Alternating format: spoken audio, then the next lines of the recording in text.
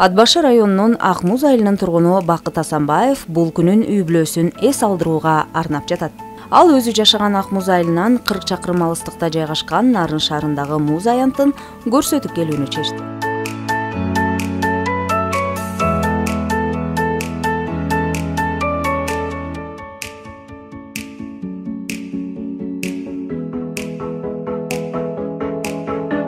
Төртөбүз кичинекейим эле, эң кичүүм эле эркек.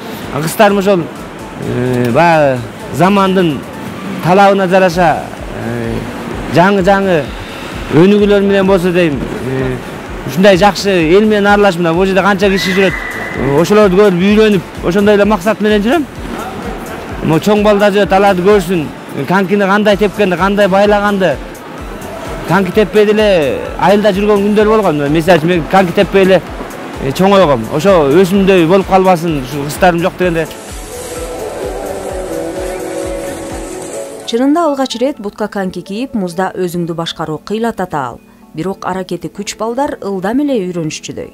Балдарынын аракеттерине атасы кубанууда. Чананы айып бербе, нажаңдагыны.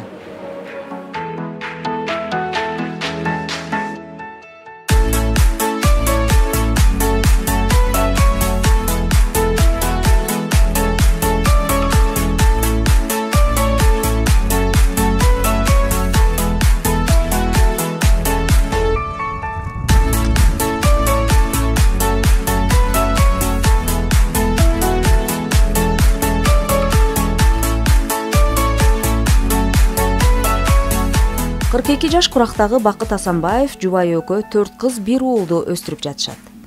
Өзүн камкор атамын деп эсептеген үй ээси ата менен долбооруна катышкандан бери бул багытта үйрөнө турган дагы көп нерсе бар экенин туйду. Билбеген нерсе көп экен. Билбеген нерсе көп экен. Тарбия берип атабыз деп эле жүрө берет экенбиз. Ал жактан анча-мынча болсо кичине тажрыйба алмашып билип келдик.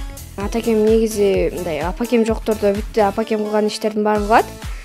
Бала карап, мындай балага сүт берип, мындай тамак жасап, жерден тамак жасап, мындай от жагып. Бакыттын фамилиясын жиберишкен экен да. Тиги ушул камкор ата деп жиберишкен экен анан. Ошонун негизинде тандалып калды. Бул үчүн, биздин үй бүлө үчүн чындыгында сыймык болду. Анан катышканына да аябай сүйүндүм. 3 күн тренингге барып, семинарга барып катышып келип аттым. Анан болгон жумушту өзүбүз эле кылып турабыз деги эле бар деп аттым. Колдоп элечи. Үйдөгү жылуу маанайды камсыздаган ата-энесине балдары ыраазы.